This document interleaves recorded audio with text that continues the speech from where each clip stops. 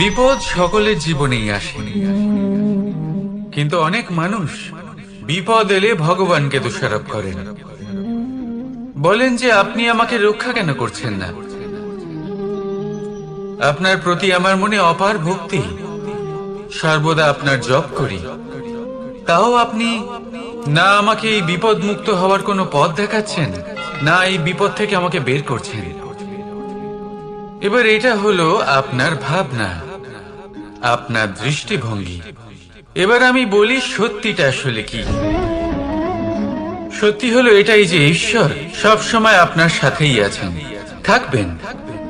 দেখুন সেই বীজের দৃষ্টিভঙ্গির দ্বারা যে মাটির নিচে চাপা পড়ে আছে, তাকে পরিণত হতে হবে এক বিশাল সুন্দর বৃক্ষে। তা তখনই হবে যখন তা ভাঙবে, ভাঙবে তখনই যখন সে উত্তাপ পাবে। উত্তাপ কোত্থেকে পাবে? সূর্যের তাপ থেকে। সূর্যের তাপ থেকে ধরিত্রীও বাঁচতে পারে না, তাকে তা সহ্য করতেই হয়। আর যখন এই ধরিত্রী আর এই বীজ এই দুই তপ্ত হয়ে যায়, তখনই এই প্রকৃতি বর্ষা আনে। আর সেই বর্ষার জলেই এই বীজ এক সুন্দর বৃক্ষে পরিণত হয়। আছেন তো ঈশ্বর আমাদের সাথে সব সময়। সেইভাবেই আপনার জীবনে যদি কোনো বিপদ আসে, কোনো সংকট আসে, তার মানে এটা নয় যে আপনারই কোনো পাপের শাস্তি আপনি পাচ্ছেন। হয়তো ভবিষ্যতে আপনাকে একটা সুদৃঢ় কাঠামো হতে হবে, তার প্রয়োজন আছে। তাই এটা হলো তার ভিত। যতটা শিখবেন, যতটা শক্তিশালী হবেন, ততটাই দৃঢ় কাঠামো হবেন। নিশ্চয়ই দেখেছেন, অলংকার বানাবার পূর্বে সোনাকেও অনেক রকম পরীক্ষা দিতে হয়, আগুনে তপ্ত হতে হয়। সেইভাবেই যদি আপনি কখনো শূরবীর হতে চান, তাহলে লাক্ষাগৃহের তাপ সহ্য করতেই হবে। তাহলে আসুন আমার সাথে বলুন,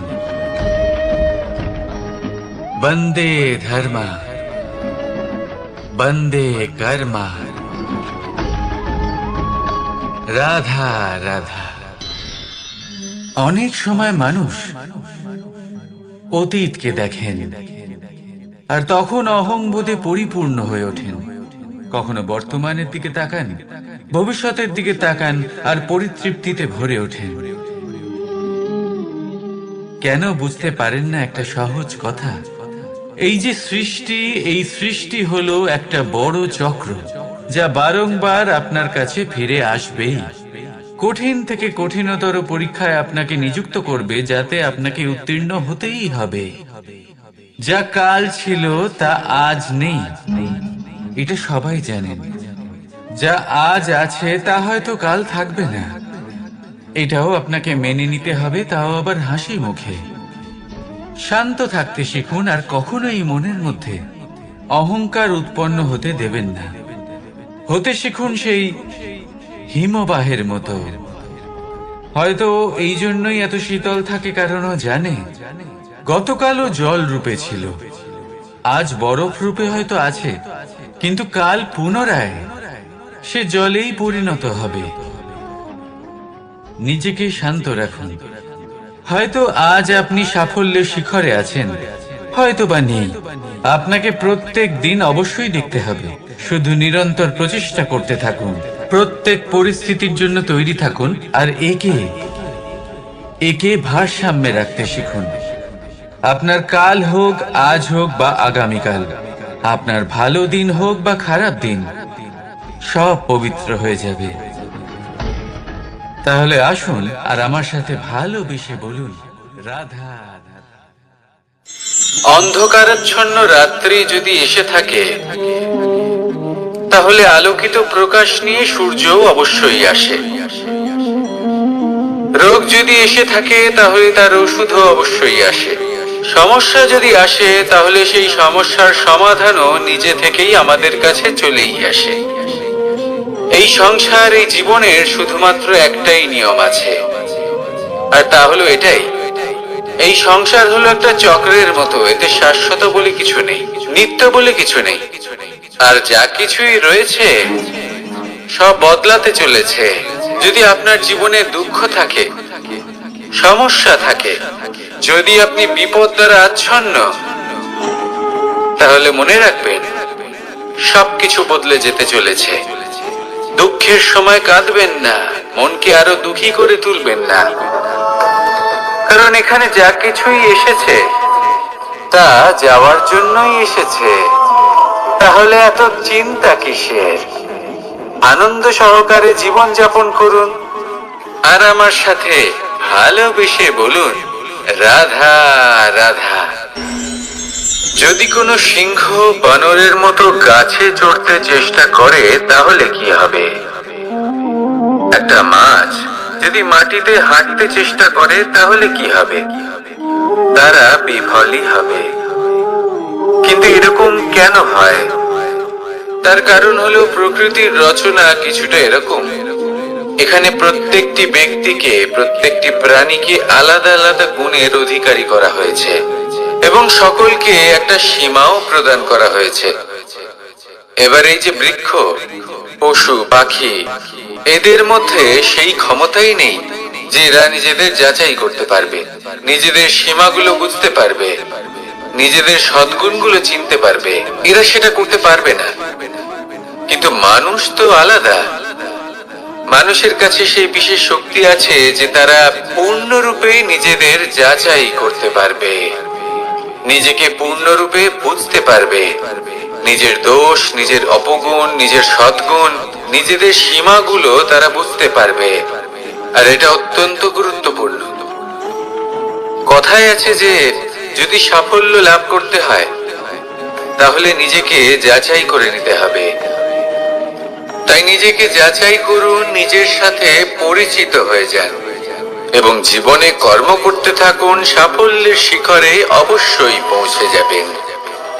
আর ওখানে যদি যান তাহলে এই মন প্রসন্ন হয়ে অবশ্যই বলবে, রাধা রাধা। বনের মধ্যে যদি আপনি কোনো বিষাক্ত সাপ দেখেন তাহলে কি করবেন? আপনি তখনই তার থেকে দূরে পালাতে চেষ্টা করবেন। আর এটা কেন করবেন? নিজের রক্ষার্থে। এই কথা আমি নয় মেনে নিলাম, কিন্তু নিজের জীবনে এটা করেন না কেন? আপনি যেখানেই যান, যে স্থানেই যান না কেন, প্রত্যেক সময়, প্রত্যেক মুহূর্তে এমন বিষাক্ত সাপ আপনি অবশ্যই খুঁজে পাবেন। আর সেই সাপ নয় যাদের আপনি বনে খুঁজে পাবেন, এরা হলো সেই সাপ যা আপনাকে পাপ করতে বাধ্য করবে। আপনার অন্তরের বাসনা, ক্রোধ, অহংকার, লোভ, ঈর্ষা, এদের বৃদ্ধি ঘটাবে। দেখুন, বনের এই সাপ আপনাকে একবার ছেড়ে দিতেও পারে, ছোবল নাও মারতে পারে, কিন্তু এই যে পাপ রূপী সাপ আছে তা অবশ্যই ছোবল মারবে। কর্ম যদি করেন তাহলে অবশ্যই ফল পাবেন। সেই জন্য যখনই কোথাও যাবেন, যদি এমন কাউকে দেখেন, যদি এমন কিছু দেখেন যে আপনাকে পাপ করতে বাধ্য করছে, তাহলে সেই মুহূর্তে সেখান থেকে পালিয়ে যান। যেমন বনের সাপ দেখে আপনি পালাতে থাকেন। সৎকর্মের রক্ষা অত্যন্ত আবশ্যক। আসুন আর আমার সাথে ভালোবেসে বলুন, রাধা রাধা। মনুষ্য জীবনের সব থেকে বেশি গুরুত্বপূর্ণ বিষয় হলো মনের একাগ্রতা। এই সংসারের যে কটি মহান কার্য সম্পাদন হয়েছে তা হলো মনের এই একাগ্রতার একমাত্র ফল। আপনি অবশ্যই দেখে থাকবেন, অনেক ছোট বড় নদী যা বয়ে চলে তাদের সামনে একটা বাঁধ নির্মাণ করা হয় সেই সব নদীর জল সঞ্চয় করতে। বাঁধ হয়ে গেলে প্রয়োজন মতো বা মনের ইচ্ছে মতো তাকে ব্যবহার করা সম্ভব। এবার এটাই আমাদের মনের সাথেও সম্ভব। আমাদের মনের একাগ্রতা আজকের দিনে দাঁড়িয়ে বিভিন্ন ধরনের বিকার, ক্রীড়া এবং ভোগের মধ্যে ভাগ হয়ে গেছে। একে একত্রিত করতে হবে, একটা বাঁধ নির্মাণ করতে হবে, কর্মের বাঁধ।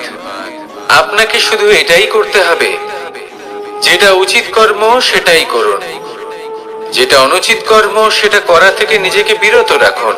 ব্যাস, এই কাজটাই আপনি করতে থাকুন, মনের মধ্যে একাগ্রতার বাঁধ নির্মাণ করুন। আর একবার যদি তা নির্মাণ হয়ে যায়, তাহলে যখন চাইবেন, যেখানে চাইবেন, যতটা চাইবেন, একাগ্রতা প্রয়োগ করতে পারবেন। আর একবার যদি আপনি এটা শিখে যান, তাহলে এই সংসারকে বদলে ফেলার মতো কাজ আপনি করতে পারবেন, সমাজকে শোধরাবার মতো কাজ করতে পারবেন। তাহলে এই মনকে একাগ্র করুন আর আমার সাথে ভালোবেসে বলুন, রাধা রাধা। আমরা সবাই ফল খাই, কিন্তু আমাদের সেই ফলই প্রিয় হয় যে পরিপক্ক হয়ে ওঠে, যেটা নম্র হয়, আর যে ফল অনেক বেশি মিষ্টি আর সুস্বাদু হয়ে থাকে, যাদের রঙে বাহার দেখা যায়।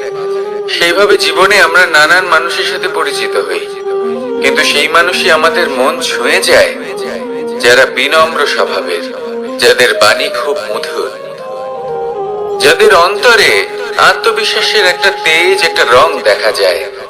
এবার এমন ব্যক্তি আমরা কি করে হব? ঠিক সেইভাবেই যেমন একটা ফল রোদ, বর্ষা, শীত, বায়ু, এই সকল সংকটময় পরিস্থিতির সম্মুখীন হয়ে পরিপক্ক হয়ে ওঠে, সেইভাবেই মানুষ সংকটময় পরিস্থিতির সম্মুখীন হয়ে পরিপক্ক হয়ে ওঠেন। যদি এই সংকটের সম্মুখীন হন, তাহলে অভিজ্ঞ হবেন, আর এই অভিজ্ঞতাই শিক্ষা দিয়ে যাবে। এই অভিজ্ঞতা আমাদের শিখিয়ে দেয় যে আমাদের বিনম্র থাকতে হবে। অহংকার করে কোনো লাভ নেই। মধুর বাণীর যে কি মূল্য তা আমরা শিখতে পারি। এই অভিজ্ঞতাই আমাদের বুঝিয়ে দেয় যে উচিত অনুচিত কোনটা, আমাদের দৃষ্টিভঙ্গি তৈরি করে, আর এই দৃষ্টিভঙ্গি দ্বারা আত্মবিশ্বাস জাগ্রত হয়। সেই জন্য জীবনে কখনো বিপদ থেকে দূরে পালাবেন না, সেগুলোর সম্মুখীন হন, অভিজ্ঞতা লাভ করুন, তার থেকে শিক্ষা লাভ করুন, এইভাবেই পরিপক্ক হবেন। আসুন আমার সাথে ভালোবেসে বলুন, রাধা রাধা। ধন সঞ্চয় করা সম্ভব, আর সেই জন্য ধন সব থেকে বেশি মূল্যবান সম্পত্তি নয়। এবার আপনি বলবেন, এ আমি কি বলছি? এই ধন খুব মূল্যবান, আমরা সকলে অর্জন করতে ব্যস্ত। সেটা এই কারণে, কারণ আপনারা জানেন না এই সংসারের সব থেকে বেশি মূল্যবান সম্পত্তি কি। এ হলো সেই সম্পত্তি যা কখনো সঞ্চয় করা সম্ভব নয়। আপনার কাছে যতই ধন থাকুক, তা দিয়ে আপনি স্বাস্থ্য লাভ করতে পারেন, বাড়ি কিনতে পারেন, আদি ইত্যাদি, কিন্তু আপনি যতই ধনী হন না কেন, ফেলে আসা দিনের একটা মুহূর্ত আপনি লাভ করতে পারবেন না। এই একটা মুহূর্ত, এই সময়, এটাই হলো সংসারের সব থেকে মূল্যবান সম্পত্তি। একবার চলে গেলে তা কখনোই ফিরে আসে না। আর এই মুহূর্ত যতই চলে যাক না কেন, আমরা স্মৃতির মাধ্যমে সেগুলি যাপন করতে পারি, তার আনন্দ উপভোগ করতে পারি। আর যার সাথে আমরা সময় অতিবাহিত করেছি, তার স্মৃতিতে আমরা চিরকাল জীবিত থাকতে পারি। সেই জন্য সময় সব থেকে মূল্যবান সম্পত্তি, তাকে এইভাবে নষ্ট করবেন না। প্রত্যেকটা মুহূর্ত উপভোগ করুন, আনন্দ করুন, আর ভালোবেসে বলুন, রাধা রাধা। কনক, কি সুন্দর একটা শব্দ। এর অনেকগুলো রূপ রয়েছে, অনেকগুলো অর্থ রয়েছে। প্রথম অর্থ হলো স্বর্ণ, অর্থাৎ সম্পত্তি। দ্বিতীয় অর্থ ধুতুরা, অর্থাৎ গাছের ছোট একটা বীজ, যা কিনা অত্যন্ত শক্তিশালী হয়। যদি বেশি মাত্রায় এর প্রয়োগ করা হয়, তাহলে এটা বিষময় হয়ে উঠতে পারে। এই হলো সেই ধুতুরা, যার প্রয়োগ মহাদেবের পুজোতে করা হয়। এবার প্রশ্ন হলো এটাই যে এই স্বর্ণ এবং এই ধুতুরার মধ্যে মিল কি রয়েছে? মিল হলো এটাই যে এই দুটোই মানুষকে মত্ত করে তোলে। ধুতুরা মানুষকে তখন মত্ত করে যখন তাকে সেবন করা হয়, কিন্তু স্বর্ণ, ধন, সম্পত্তি, মানুষ এটা যতটাই অর্জন করে নেয় সেটাই যথেষ্ট। এই স্বর্ণ মানুষের ভাবনা চিন্তা করার ক্ষমতাকে বশ করে ফেলে। মানুষ সম্পত্তির লোভে মত্ত হয়ে ওঠে, কারণ যে যত চমৎকারী, যতটা অমূল্য হয়, তাকে সামলানো কিন্তু ততটাই কঠিন, তাই না? তাই মনে রাখবেন, ধন, স্বর্ণ, সম্পত্তি এগুলো ধুতুরার থেকেও অনেক বেশি বিষাক্ত হতে পারে। তাই এর উপর আত্মসংযমের একটা কবচ পরিয়ে রাখবেন এবং বিবেকের শক্তির সাথে এগুলো প্রয়োগ করুন, তবেই কল্যাণ হবে। আসুন আমার সাথে ভালোবেসে বলুন, রাধা রাধা। মানুষের জীবনে 3টি গুণ অত্যন্ত প্রয়োজনীয়: শ্রদ্ধা, বিনম্রতা, যোগ্যতা। যদি জ্ঞান লাভ করতে চান তাহলে শ্রদ্ধার প্রয়োজন, যদি মান লাভ করতে চান তাহলে স্বভাবে বিনম্র হওয়া প্রয়োজন, আর যদি মনোবাঞ্ছিত স্থান লাভ করতে চান তাহলে যোগ্যতার প্রয়োজন। বিষয়টা সহজ। শ্রদ্ধা আপনাকে জ্ঞান দেবে, নম্রতা আপনাকে মান, আর যোগ্যতা উচিত স্থান দেবে। কিন্তু যদি আপনি এই 3টি গুণ সম্মিলিত করেন তাহলে এমন কিছু লাভ করবেন যা এই সব কিছুর থেকে অনেক ঊর্ধ্বে। সম্মান। আর এ হলো সেই সম্মান যা প্রত্যেক মানুষের নিজের জীবনে লাভ করতে চেষ্টা করা উচিত, কারণ এই হলো সেই সম্মান যার কারণে আপনি চলে যাওয়ার পরেও এই সংসার আপনাকে ভালোবাসবে আর মনে রাখবে। আসুন আমার সাথে ভালোবেসে বলুন, রাধা রাধা। জীবনে গতি অত্যন্ত গুরুত্বপূর্ণ, মতিও হলো গুরুত্বপূর্ণ, এবং তার থেকেও বেশি গুরুত্বপূর্ণ হলো সংগতি। একটা জলের ফোঁটা, তার মধ্যে গতি থাকে, প্রকৃতির মধ্যে তা লাভ করার ইচ্ছে নিহিত থাকে, কিন্তু এই যে সংগতি তা নির্ধারিত করে যে এই জলের ফোঁটা ঝিনুকের মুখে পড়ে মুক্ততে পরিণত হবে নাকি বিষাক্ত সাপের মুখে পড়ে বিষে পরিণত হবে। এবার দেখুন, এই জঞ্জাল স্বর্ণকারের দোকানের সামনেও থাকে এবং জঞ্জাল একজন ব্যবসাদারের দোকানেও থাকে, কিন্তু জঞ্জাল যা স্বর্ণকারের দোকানে থাকে তা ব্যবসাদারের দোকানের জঞ্জালের থেকে অনেক বেশি মূল্যবান, কারণ তার মধ্যে সোনার কণার সঙ্গতি থাকে। সেই জন্য জীবনে সঙ্গতির উপর বিশেষ গুরুত্ব দেবেন। যেমন সঙ্গতি তেমনই আপনি হবেন। আসুন আমার সাথে ভালোবেসে বলুন, রাধা রাধা। প্রত্যেক প্রাণী ভালোভাবে জীবন যাপন করতে চান, এটা তাদের স্বভাবে আছে এবং ভাবাটা অনুচিত নয়। কিন্তু একটা ভালো জীবনের গুরুত্বপূর্ণ অংশ কোনটা? বসবাসের স্থান। সেই স্থান যেখানে আমরা জীবন অতিবাহিত করি। এবার মানুষ ভাবতে পারেন যে একটা ভালো বাসস্থানের অর্থ কি? সেই স্থান যেখানে সহজে জল পাওয়া যায়, যেখানে শুদ্ধ বায়ু পাওয়া যায়, যেখানে আনাজ উৎপন্ন হয়। এটা জীবনযাপনের জন্য পর্যাপ্ত বটে, কিন্তু ভালো জীবন যাপনের জন্য আরো একটা কথা আপনাকে বুঝতে হবে। সাধু, জ্ঞানী, পণ্ডিত ব্যক্তি, এই সকল মহাপুরুষ, এনাদের যে বাসস্থান তা অত্যন্ত বিশেষ হয়। এখানে এক ধরনের বিশেষ ইতিবাচক শক্তি থাকে, এমন একটা স্থান যেখানে দেবতারাও বিচরণ করে। জীবন আমরা সবাই যাপন করি, কিন্তু জীবনের উদ্দেশ্য শুধুমাত্র জীবন যাপন করা নয়। জীবনের উদ্দেশ্য হলো মুক্তি লাভ করা। আর এই সকল সাধু, জ্ঞানী, পণ্ডিত ব্যক্তি, এই সকল মহাপুরুষ আপনাকে মুক্তির পথে নিয়ে যেতে পারেন, কারণ এরা হলেন সেই মহাপুরুষ যারা নিজেদের অন্তরের বিকার, অহংকার, ক্রোধ, বিদ্বেষ, এই সকল দোষগুলিকে ত্যাগ করেছেন, এদের উপর বিজয় লাভ করেছেন, এমনই একজন ব্যক্তি আপনাকে মুক্তির পথে নিয়ে যেতে পারে। প্রয়োজন হলো শুধুই এনাদের চিনতে পারা, এদের কথা বুঝতে পারা এবং এদের দেখানো পথে চলা। যদি আপনি এটা করতে পারেন, তাহলে এই মন প্রফুল্ল হয়ে বলবে, রাধা রাধা। আমি এখানে একা এই বনে বসে আছি, বাঁশি বাজাচ্ছি। কার জন্য? কে আছেন এখানে? কেউ নেই। আমার প্রজা, আমার রাজ্য, আমার পরিবার আমার থেকে অনেক দূরে আছেন। আমি এখানে একা এই বনে বসে এই আকাশের এই রঙের, গাছের এই সব ফলের, মাটির সুবাসের আনন্দ উপভোগ করছি। কেন? আমি হলাম দ্বারকাধীশ। এমন কি রাজকীয় বা ভৌতিক সুখ রয়েছে যে আমি ওখানে পেতে পারি না?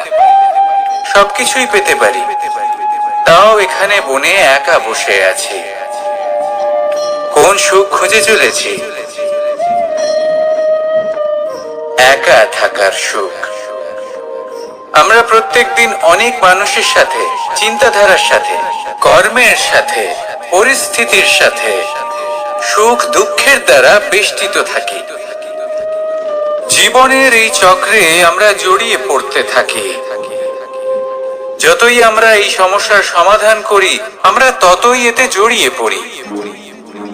আমরা এতটাই জড়িয়ে পড়ি যে যখন আমরা আয়নায় নিজেদের দেখি, তখন আমরা নিজেদের চিনতেই পারি না। এমন মনে হয় যেন আমরা নিজেদের হারিয়ে ফেলেছি। সেই জন্য প্রত্যেক দিন আপনি কিছু সময় নিজের সাথে কাটান একান্তে। এটা অত্যন্ত আবশ্যক। নিজের অস্তিত্বের গভীরে গিয়ে দেখতে শিখুন, নিজেকে বুঝুন। অদ্ভুত শান্তির অনুভূতি হবে। যেমন এই বায়ু, এই বৃক্ষ, এই পুষ্প, এই নিসর্গ, এদের মতো আপনিও কখনো একলা হতে শিখুন। কখনো নিসর্গের একটা অংশ হয়ে দেখুন। এই মন প্রসন্ন হয়ে বলবে, রাধা রাধা। ওমাই কি, আমি কখন থেকে এখানে অপেক্ষা করছি, হাত পেতে দাঁড়িয়ে রয়েছি যাতে একটা ফল আমার হাতে এসে পড়ে এবং সেটা আমি খেতে পারি। কখন থেকে অপেক্ষা করছি, কিন্তু সেটা হচ্ছেই না। এবার আপনি বলবেন যে এইসব কি বলছি, এ কি অদ্ভুত কথা বলছি। যদি ফল খেতে হয় তাহলে আমাকে বৃক্ষে চড়তে হবে, ফলের কাছে পৌঁছতে হবে, তবেই তো ফল পাবো। এবারে এটা অত্যন্ত সহজ ব্যাপার, কিন্তু এই বিষয়টা আপনি নিজের জীবনের প্রসঙ্গে ভেবে দেখুন। লক্ষ্য কোথায় আছে আপনি জানেন, সেই লক্ষ্যে পৌঁছানোর পথ কি সেটাও আপনি জানেন, সেই পথে চলার ক্ষমতাও আপনার রয়েছে, কিন্তু তাও আপনি নিজের লক্ষ্য লাভ করতে পারছেন না। কেন? কারণ আপনি অপেক্ষা করছেন যে লক্ষ্য আপনার সামনে চলে আসবে, কিন্তু তা হয় না। লক্ষ্য সে যাই হোক না কেন, ধন হোক, প্রেম হোক, কোনো সম্মান হোক বা মোক্ষ হোক, যদি আপনি তার দিকে অগ্রসর না হন, তাহলে ফল প্রাপ্তি অসম্ভব ব্যাপার, তা কোনোদিনই হবে না। সেই জন্য আপনার চোখের সামনে আপনি যদি নিজের লক্ষ্যকে দেখতে পান, তাহলে উঠুন এবং সেই দিকে অগ্রসর হতে শুরু করুন। নিজের অন্তরের সকল অশুভ গুণ দূর করুন, অলসতা ত্যাগ করুন, অজ্ঞানতা ত্যাগ করে দিন এবং চলতে থাকুন। অবশ্যই মনোবাঞ্ছিত ফল লাভ করতে পারবেন।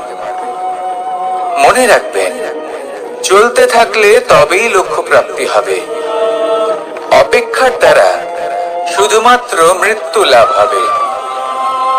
আসুন আমার সাথে ভালোবেসে বলুন, রাধা রাধা। আমি দ্বারকাধীশ এবং আমার সভাতে বিভিন্ন সময় বিভিন্ন ধরনের মানুষ আসেন, নিজেদের দাবি নিয়ে, নিজেদের ইচ্ছে। কখনো কেউ ভোজন চান, আবার কখনো কেউ ওষুধ, কখনো কেউ বস্তু চান, কেউ আবার চান বস্ত্র। কারোর জ্ঞান চাই, কারোর ধন চাই, আবার কারোর বাসস্থান। অনেক সময় আমি এই অনুরোধ, এই ইচ্ছে পূর্ণ করি না।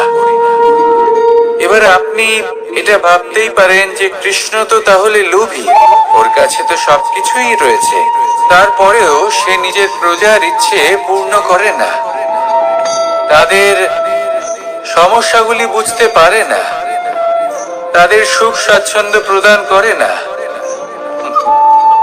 আসল সত্য হলো এটাই যে কোনো সবল ব্যক্তি, যে কোনো গৃহস্থ ব্যক্তি যে কাজ করতে সক্ষম, তার পরিশ্রম দ্বারাই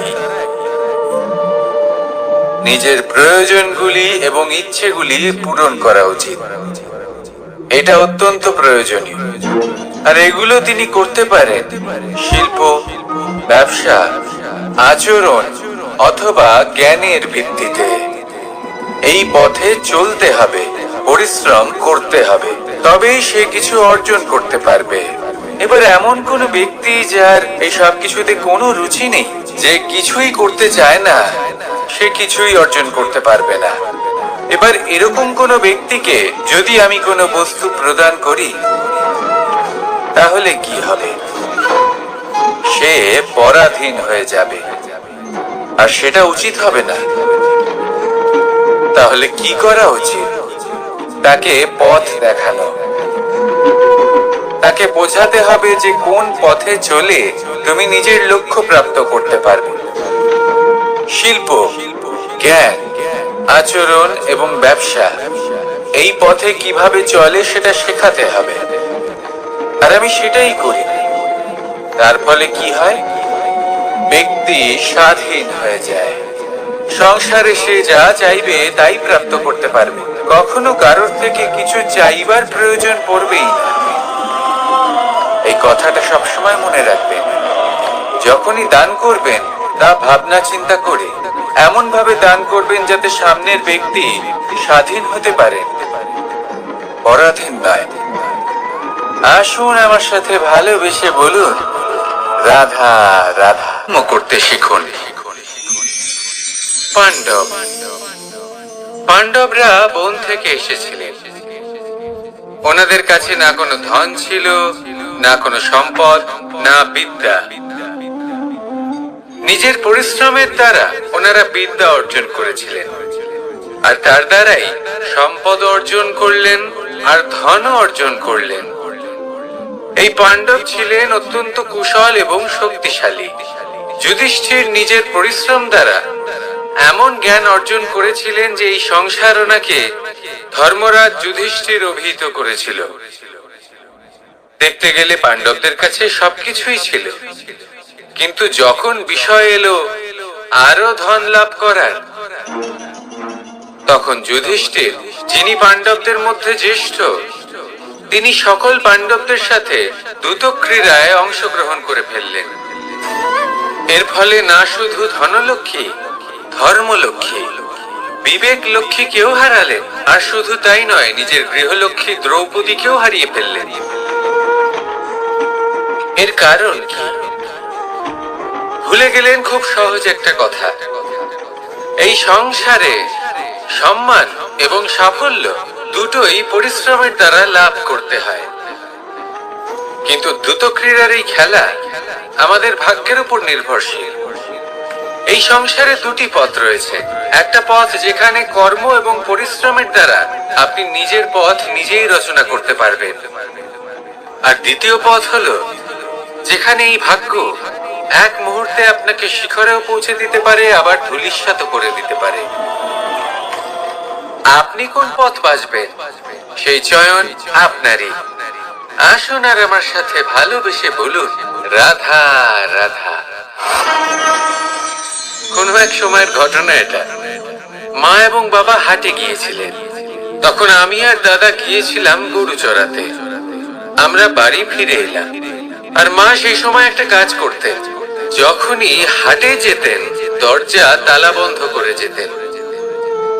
উনি খুব ভালো করে জানতেন যে যদি ওনার এই মাখন চোর সঠিক সময়ে পৌঁছে যায়, তাহলে এক ফোঁটাও মাখন আর অবশিষ্ট থাকবে না। এবার ঘটনা কিছুটা এরকম হলো যে মা আর বাবা মাঝে মাঝে হাটে যেতেন, তাই মাঝে মাঝেই দরজা তালা বন্ধ করতে হতো। যখন মা আর বাবা ফিরে এলেন তখন বাবা ভুলে গিয়েছিলেন যে এই চাবির গোছা থেকে ঠিক কোন চাবিটা দরজার তালা খোলার জন্য উপযোগী। উনি চেষ্টা করতে শুরু করে দিলেন। একটার পর একটা চাবি দিয়ে উনি চেষ্টা করতে থাকলেন, কিন্তু সেই দরজার তালা তো খুলতেই চাইছিল না। ওনার মাথা থেকে ঘাম পড়তে শুরু করলো। তখন মা বললেন যে তালা ভেঙে দেওয়া যাক। মা চলে গেলেন আর বাবা বললেন, না না দাঁড়াও, আর কিছু চাবি বাকি আছে, এটা হয়তো খুলতে পারবো।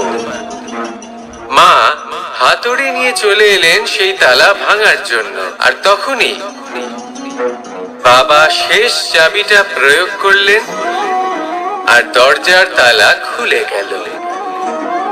যদি উনি চেষ্টা না করতেন তাহলে এই তালাটাও ভেঙে যেত আর চাবিটাও নষ্ট হয়ে যেত, ঠিক কিনা? এবার এই ঘটনাটা আমি দেখেছিলাম আর আমার মনে হলো যে কখনো কখনো এই চাবির গোছার মধ্যে থেকে শেষ চাবিটাও কিন্তু জীবনের দরজা খুলে দিতে পারে। সেজন্য আপনি যদি জীবনে সাফল্য লাভ করতে চেষ্টা করেন, নিজের লক্ষ্যে পৌঁছতে চান, তাহলে হার মানবেন না। হয়তো দেখবেন আপনার পরবর্তী প্রচেষ্টা বা এই অন্তিম প্রচেষ্টা আপনাকে সাফল্যের পথে নিয়ে গেল। তাই নিরন্তর প্রচেষ্টা করতে থাকুন, জীবনে সাফল্য লাভ করুন।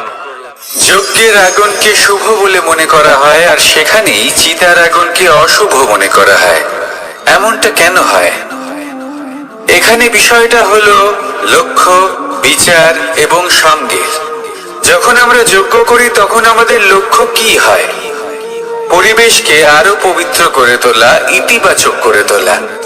আমাদের লক্ষ্য শুভ হয়। তারপরে আসে বিচার। এই পরিস্থিতিতে সেই বিচার হলো অগ্নি। স্ফুলিঙ্গ থেকে তীব্র আকার ধারণ করে সমস্ত কাঠকে পুড়িয়ে দেয় এবং সুগন্ধ ছড়িয়ে দেয়। অর্থাৎ যদি আপনার লক্ষ্য শুভ হয় তাহলে তা নিজেই শুভ বিচারধারাকে আমন্ত্রণ জানায়। এই শুভ বিচার তখনই আসবে যখন আপনার সংকল্প শুভ হবে। অন্যদিকে হলো চিতার আগুন। এর লক্ষ্য কি? একটা দেহকে পরধামে পৌঁছে দেওয়া। সবার শেষে সবকিছু আপনার উপরে নির্ভরশীল যে আপনি কোনটা চয়ন করতে চান। আপনার লক্ষ্য যদি শুভ হয় তাহলে আপনার বিচার এবং সঙ্গতি আর তার পরিণাম সবই শুভ হবে। আসুন আর আমার সাথে ভালোবেসে বলুন, রাধা রাধা। এই সংসারের প্রত্যেক বস্তুর, প্রত্যেক পরিস্থিতির, প্রত্যেক আবেগের দুটি দিক আছে। এর মধ্যে পার্থক্য করা সম্ভব শুধুমাত্র দৃষ্টিভঙ্গির দ্বারা। যদি কোনো ব্যক্তি পর্বত শিখরে দাঁড়িয়ে থাকেন তাহলে উনি এটাই দেখতে পাবেন যে এই জলের ধারা সমুদ্রের দিকে বয়ে চলেছে। আরেক ব্যক্তি যিনি সমুদ্রের কাছে দাঁড়িয়ে আছেন তার এটাই মনে হবে যে এই জলের ধারা সমুদ্রের দিকে আসছে। এখানে বিষয়টা হলো দৃষ্টিভঙ্গির, আর এটাই সময়ের সাথেও হয়ে থাকে। অনেক সময় মানুষ চিন্তিত হয়ে পড়েন, ত্রস্ত হয়ে পড়েন যে তার কাছে হয়তো খুব কম সময় আছে, তাতে তিনি অনেক কিছুই করতে পারবেন না, আর একটু সময় থাকলে খুব ভালো হতো। তিনি এভাবেও ভাবতে পারেন যে অল্প হলেও সময় বাকি তো রয়েছে, অর্থাৎ যা অবশিষ্ট আছে তাকে সংরক্ষণও করা সম্ভব, তাতে জীবন যাপনও করা সম্ভব। আর এটা নির্ভর করছে আপনার উপর। তাই দৃষ্টিভঙ্গি ইতিবাচক রাখুন। জীবনে দুই ধরনের আবেগ রয়েছে যার কোনো মূল্য নেই। আমার কথার অর্থ এটা নয় যে এদের কোনো গুরুত্ব নেই, গুরুত্ব যথেষ্টই রয়েছে, শুধু এদের জন্য আপনাকে কোনো মূল্য দিতে হয় না। প্রথম আবেগ হলো আনন্দ, প্রসন্নতা। এটা আপনি যে কোনো জায়গায় খুঁজে পেতে পারেন যদি আপনি খুঁজে পেতে চান। আপনি কোনো পুষ্পের সৌন্দর্য দেখে প্রসন্ন হতে পারেন। বায়ুর কারণে যখন একটি বৃক্ষ শিহরিত হয় সেটা দেখে আপনি প্রসন্ন হতে পারেন। একটা ছোট্ট শিশুর কলরব শুনেও আপনি প্রসন্ন হতে পারেন। একটা ক্রন্দনরত বালককে হাসিয়ে আপনি প্রসন্ন হতে পারেন। সবকিছু আপনার উপর নির্ভরশীল। সেখানে আরেকটি আবেগ হলো দুশ্চিন্তা। মানুষ বড়ই দুশ্চিন্তা করতে থাকে। আজ আমি এই কাজ করেছি, সেই বিষয়ে চিন্তা। আজ আমি এই কাজ করতে পারিনি, সেই বিষয়ে চিন্তা। কাল আমাকে এই কাজ করতে হবে, সেই নিয়ে চিন্তা। আমি কি সেই কাজটা করতে পারবো, সেই বিষয়ে দুশ্চিন্তা। চিন্তা সর্বত্র রয়েছে, যার জন্য মূল্য দিতে হয় না। যত চান আপনি একত্রিত করতে পারেন। একটা গুরুত্বপূর্ণ কথা মনে রাখবেন, প্রসন্নতা জীবনের একটা নতুন সূত্রপাত। সেখানে দুশ্চিন্তা হলো জীবনের চিতার সময়। এবার এই দুটি আবেগ হলো মূল্যহীন, দুটোই আপনার সামনে আছে। কোনটা চয়ন করবেন আপনি, দুশ্চিন্তা নাকি প্রসন্নতা? সিদ্ধান্ত আপনারই। আসুন আর আমার সাথে ভালোবেসে বলুন, রাধা রাধা। ধন, সম্পত্তি, এগুলো আসলে কি? এগুলো শুধু সেই মূল্য যার দ্বারা আমরা কোনো কিছু অর্জন করতে পারি। এবার এই ধনের দ্বারা এই সংসারে অনেক কিছু লাভ করা সম্ভব, কিন্তু সেই সব কিছুই শুধুমাত্র ভৌতিক বস্তুই হবে। ভৌতিক সামগ্রী, ভৌতিক সুবিধা। অর্থাৎ আপনার কাছে যতই ধন থাকুক, তা আপনাকে শান্তির ঘুম এনে দিতে পারবে না। আপনাকে জীবনের বাস্তব সুখের অনুভূতি লাভ করাতে পারবে না, কারণ এগুলো ভৌতিক ধন।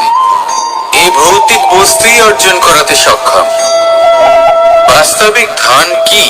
যদি এই প্রশ্ন আপনার মনে আসে, তাহলে তার উত্তর আমি আপনাকে দেব একটা উদাহরণের মাধ্যমে। কখনো আপনি শুনে থাকবেন যে একজন পিতা আজীবন অনিষ্ট করেন, অনর্থ করেন, খারাপ কাজ করেন শুধু ধন অর্জনের জন্য। তিনি ভাবেন যে আমি ধন অর্জন করব আর নিজের সন্তানকে একটা উজ্জ্বল ভবিষ্যৎ প্রদান করব, একটা সুখ স্বাচ্ছন্দ্যময় জীবন দান করব। এবার সন্তান যখন জন্ম লাভ করে, তখন সে ভাগ্যের জোরে সেই ধন ভোগ করে। যেরকম সে পায়, সেরকমই তার ব্যবহার সে করে। কখনো আপনি এটাও দেখে থাকবেন যে সেই সন্তান সমস্ত ধন নষ্ট করে ফেলে, আর সেই পিতা যিনি সমস্ত ধন সঞ্চয় করেছেন, যিনি সেই ধনের প্রভু, আজ সেই ধনের প্রহরী হয়ে রয়েছেন। এবার এরকম কেন হয়? এরকম তখনই হয় যখন সেই পিতা বুঝতেই পারেন না যে তার জীবনের আসল ধন কি। সেই আসল ধন তার সন্তানকে সে দিতেই পারে না। যদি পিতা তার সন্তানকে কর্মের জ্ঞান দিতে পারেন, উচিত কোনটা অনুচিত কোনটা সেই শিক্ষা দিতে পারেন, সংস্কারের প্রকৃত শিক্ষা দিতে পারেন, তবে সেটা ধনের থেকে অনেক বেশি গুরুত্বপূর্ণ। এটাই হলো জীবনের বাস্তব ধন। আপনি সেই কথা তো অবশ্যই শুনে থাকবেন, কুসন্তান হলে ধন সঞ্চয় করে কি হবে, সুসন্তান হলে ধন সঞ্চয় করে কি হবে। সন্তান যদি কুপুত্র হয় তাহলে সব নষ্ট করে ফেলবে, আর সন্তান যদি সুপুত্র হয় তাহলে ধন থাকুক না থাকুক, সে নিজেই কর্মের পথে অগ্রসর হয়ে ধন অর্জন করবে আর নিজের জন্য এক উজ্জ্বল ভবিষ্যৎ গড়ে তুলবে। তাই সন্তানকে সম্পদ দেওয়ার আগে কর্মের জ্ঞান দান করুন, সুশিক্ষা দিন, কারণ এটাই হলো জীবনের প্রকৃত ধন। আসুন আর আমার সাথে ভালোবেসে বলুন, রাধা। আজ আমি আপনাকে এমন এক গল্প শোনাবো যা আমার নন্দ বাবা আমাকে শুনিয়েছিলেন যখন আমি ছোট ছিলাম। কাহিনী একজন সাধু আর একজন বিছের। একবার এক সাধু নদীর পাড়ে স্নান করছিলেন। উনি দেখলেন যে জলের প্রবাহে একটা বিছে ভেসে যাচ্ছে। তার প্রাণ বাঁচানোর জন্য উনি তাকে তুলে নদীর পাড়ে রাখার চেষ্টা করলেন, কিন্তু যেই সেই বিছেকে উনি হাতে তুললেন, সেই বিছে ওনাকে কামড়ে দিল। সাধু আবার চেষ্টা করলেন, সেই বিছেকে হাতে নেওয়াতে সে আবার তাকে কামড়ে দিল। আরো একবার চেষ্টা করাতে ওনার শিষ্য ওনাকে জিজ্ঞেস করল, এ আপনি কি করছেন গুরুদেব? এসব কি হচ্ছে? আপনি তারই প্রাণ বাঁচানোর চেষ্টা করছেন যে আপনাকে কামড়ে দিচ্ছে। গুরুদেব উত্তর দিলেন যে ও বিছে হয়েই নিজের কর্ম করছে, নিজের প্রবৃত্তি, নিজের ব্যবহার বদলাচ্ছে না। তাহলে আমি সাধু হয়ে তা কেন বদলাবো?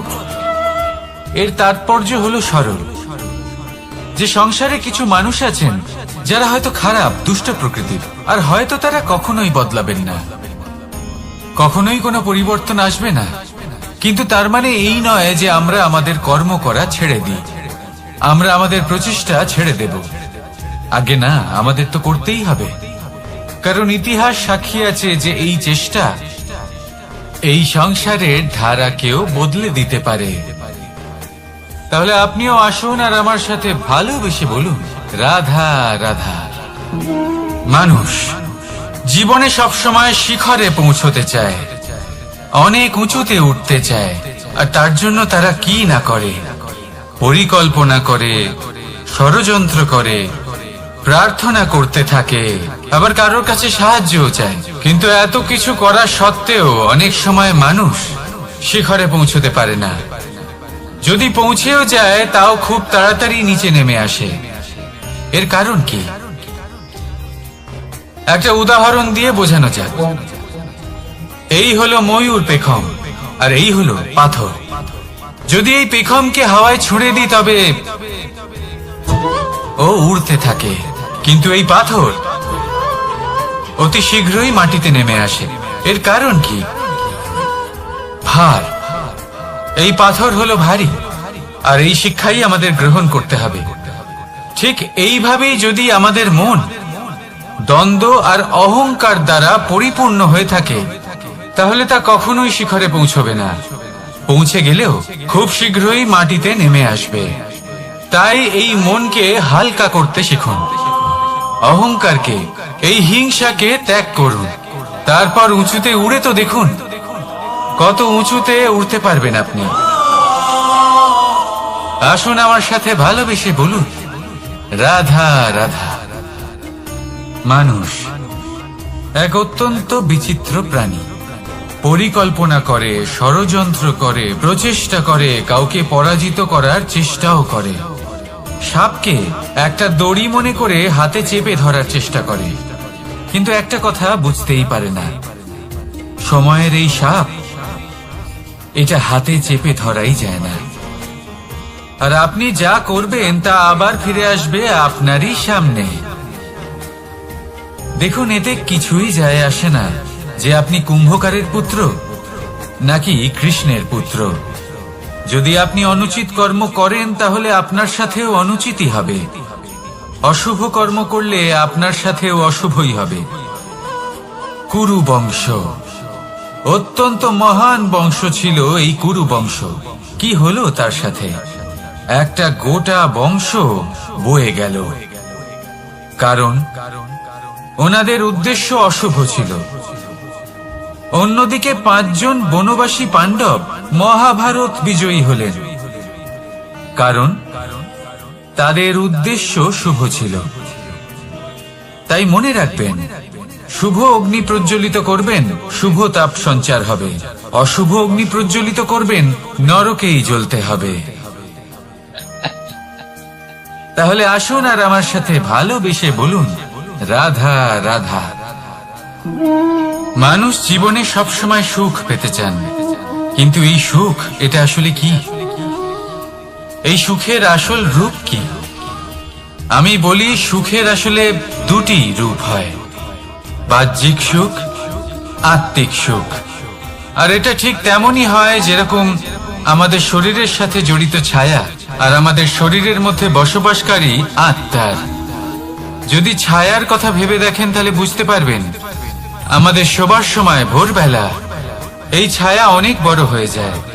যখন এই সূর্য মাথার উপরে চলে আসে, তার তাপ বেড়ে যায়, তখন এই ছায়া ছোট হয়ে যায়। আর যেই অন্ধকার নেমে আসে, এই ছায়া আপনার সঙ্গ ত্যাগ করে। এরকমই হয় বাহ্যিক সুখ। আর এবার কথা বলি আমাদের শরীরের মধ্যে বসবাসকারী এই আত্মা। এই আত্মা কখনো আমাদের সঙ্গ ত্যাগ করে না, সব সময় আমাদের সাথে জড়িয়ে থাকে। এরকমই হয় আত্মিক সুখ, যা সব সময় আমাদের সাথে থাকে। আত্মিক সুখ কারোর সেবা করে, আত্মিক সুখ কাউকে সাহায্য করে, আত্মিক সুখ প্রেম বোধের, যা কখনো আমাদের সঙ্গ ত্যাগ করে না। সেখানে বাহ্যিক সুখ, যতক্ষণ আপনি সম্পন্ন কিছু মানুষ এবং সুবিধার সাথে আছে, এই বাহ্যিক সুখ আপনার সাথে থাকবে। সম্পন্নতা চলে গেলে, মানুষজন চলে গেলে, সুখ সুবিধা চলে গেলে, বাহ্যিক সুখও চলে যায়। তাহলে এই আত্মিক সুখ খুঁজে নিন এবং সেই সুখের সাথেই বলুন রাধা রাধা। আপনি কখনো কোনো সাধারণ পাখি দেখেছেন, যেমন বাবুই? সে কি করে? সে কোনো গাছের ডালে নিজের বাসা বানায়। এবার সেইখানে বাসা বানানো সহজ ব্যাপার, কারণ সামগ্রী আশেপাশেই পাওয়া যায়। কিন্তু সমস্যা হলো আক্রমণ। কোনো সাপ বা অন্য কোনো পশু ওর বাসাতে ওর সন্তানদের উপর না আক্রমণ করে বসে, এই ভয়ে তার সব সময় থাকে। আর এটা সব থেকে কঠিন ব্যাপার এদের জন্য, নিজের বাসায় নিজের সন্তানদের সুরক্ষা। আর বাজ পাখি, যদি আমরা বাজের কথা বলি তাহলে তারা কি করে? বাজ পাখি কোনো উঁচু পাহাড়ের শিখরে, কোনো পাথরের খাঁজে নিজের বাসা তৈরি করে।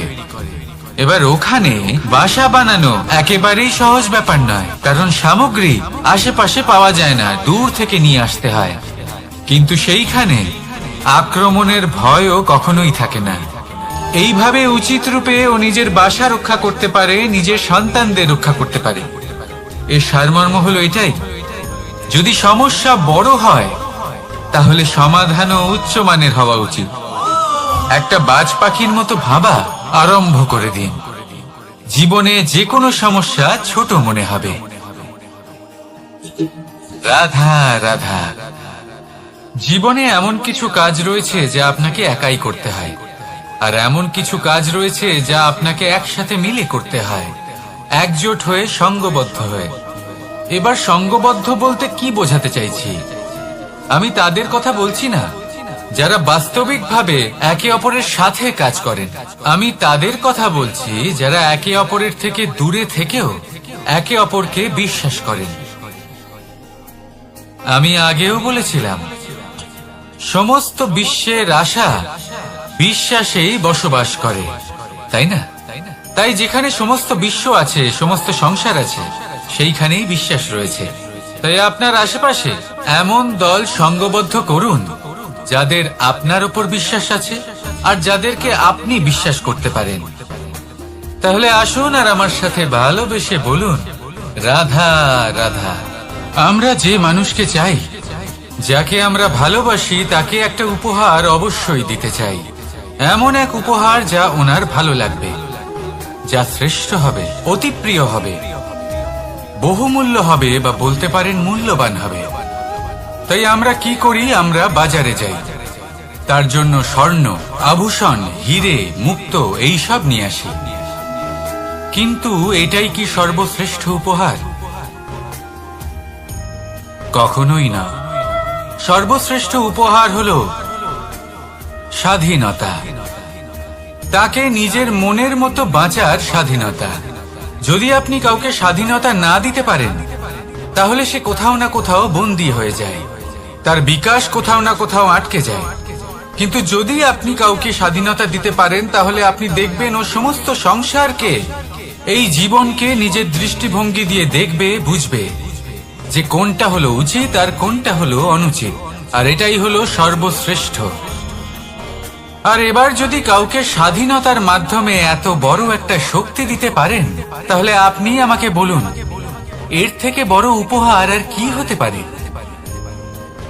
আসুন আর আমার সাথে ভালোবেসে বলুন রাধা রাধা। কর্ম, ধর্ম আর কর্তব্য, এই তিনটি একে অপরের সাথে জড়িত। আর অনেক সময় এই তিনটি পালন করতে করতে আমাদের সেই ব্যক্তির সামনে গিয়ে দাঁড়াতে হয়, তার বিরুদ্ধেই যেতে হয়, যাকে আমরা সব থেকে বেশি ভালোবাসি। কিন্তু সেইখানে এই যুদ্ধ কোনো ব্যক্তিগত যুদ্ধ থাকে না। এ হলো কর্ম, ধর্ম আর কর্তব্যের যুদ্ধ। এটা সরল নয়, অত্যন্ত কঠিন হয় তার সম্মুখীন হওয়া যাকে আমরা সব থেকে বেশি সম্মান করি। কিন্তু আমাদের তো আমাদের ধর্মের পথে চলতেই হবে, কারণ আমরা কর্মবদ্ধ, কর্তব্যবদ্ধ, আর এটাই করা উচিত। শুধু এটুকু মনে রাখবেন, যদি আপনার উদ্দেশ্য শুভ হয়, আপনার ভাবনা শুভ হয়, আপনি যদি কর্ম, ধর্ম আর কর্তব্যের পথে অগ্রসর হন, তাহলে এই প্রক্রিয়াতে যদি আপনাকে আপনার আরাধ্যেরও সামনে দাঁড়াতে হয়, তাহলেও আপনার কোনো ক্ষতি হবে না। তাহলে আসুন আর আমার সাথে ভালোবেসে বলুন, রাধা রাধা। প্রেম এই সংসারে এসেছিল এই সংসারকে প্রেমের শিক্ষা দেওয়ার জন্য, এই জীবনের সুখের অনুভূতি আসলে কি তা শেখানোর জন্য। কিন্তু যদি সত্যি কথা বলি, তো আমি নিজেই প্রতিদিন প্রেমের নতুন নতুন স্বরূপ দেখতে পাই, প্রেমের একটা নতুন অনুভূতি প্রত্যেক নতুন দিনে। আর তার কারণ হলো এই প্রেম অনন্ত, এ হলো দৈব। প্রেম হলো এই সংসারের সব থেকে বড় ঢাল এবং সব থেকে বড় অস্ত্র। এই প্রেম ছাড়া না কোনো ন্যায় হয় আর না কোনো শাস্ত্র, না জীবন আছে আর না অন্ত। এবার যদি এই প্রেম মনের মধ্যে বাস করতে শুরু করে, তাহলে কখনো কোনো সমস্যাই হবে না, আর যদি হয়েও থাকে তাহলে তা স্থায়ী হবে না। এই প্রেম কি না করতে পারে? এই প্রেম সমস্ত সমস্যা মিটিয়ে ফেলতে পারে, আপনার মনের মধ্যে অহংকারকেও বিনাশ করে দিতে পারে, আপনাকে সাক্ষাৎ ঈশ্বরের সাথে দেখা করাতে পারে। তাই প্রেমের দ্বারা প্রয়াস করতে থাকুন, এই সংসারের প্রত্যেক মানুষকে, প্রত্যেক বস্তুকে, প্রত্যেক জীব জন্তুকে ভালোবাসবেন। আর এই প্রেমের দ্বারাই বলুন, রাধা রাধা।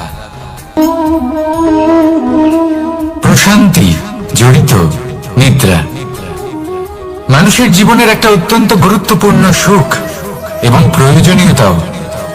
দেখতে গেলে এই সংসারের প্রত্যেক পশু পাখি, প্রত্যেক জীব অবশ্যই নিদ্রা প্রাপ্ত করেন, কিন্তু মানুষ, যার মধ্যে বিচার বিবেচনা করার শক্তি অন্যদের থেকে অনেক বেশি, তার কিন্তু ঘুমের কিছু সমস্যা অবশ্যই হয়।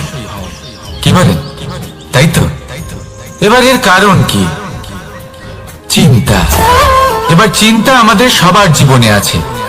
আমরা সকলে জানি যে চিন্তা কখনো আমাদের সাহায্য করে না, তাও আমাদের জীবনে আছে। কেন? চিন্তার মাধ্যমে কি কখনো কোনো সমস্যার সমাধান হয়েছে? অর্থের চিন্তা করলে কি অর্থ লাভ হয়? ভবিষ্যতের চিন্তা করলে কি ভবিষ্যৎ ঠিক হয়ে যায়? স্বাস্থ্যের চিন্তা করলে কি স্বাস্থ্য নিজে থেকেই ঠিক হয়? হয় না। তাহলে এই সব কিছু থেকে আমাদের একটা ছোট্ট শিক্ষা অবশ্যই লাভ করা উচিত। আপনিও আপনার কাঁধ থেকে চিন্তার এই বোঝা নামিয়ে ফেলুন, আর এই সব ইচ্ছে একত্রিত হয়ে আমাদের মনে চিন্তা উৎপন্ন করে। তাই এই চিন্তাগুলিকে ত্যাগ করুন, প্রকৃতির প্রেমের উপর বিশ্বাস রাখুন। মনে রাখবেন, যিনি চিন্তা মুক্ত হবেন তিনি চিতা মুক্ত হবেন। সুখের নিদ্রা প্রাপ্ত করুন, আর নিদ্রায় যাবার আগে আমার সাথে ভালোবেসে বলুন, রাধা রাধা। মহাদেব সেই দেবতা যিনি মহান, যাকে দেবতাদের দেবতা বলা হয়, যিনি হলেন আমার আরাধ্য। কখনো আপনার মনে এই প্রশ্ন এসেছে যে শিবকেই কেন মহাদেব বলা হয়, অন্য কোনো দেবতাকে কেন বলা হয় না? সেই কারণ মহাদেবের মধ্যে, ওনার মধ্যে এমন এক বিশেষ গুণ রয়েছে যা অন্য কারণ নেই। তা হলো নিঃস্বার্থ হয়ে মানুষের সেবা করা।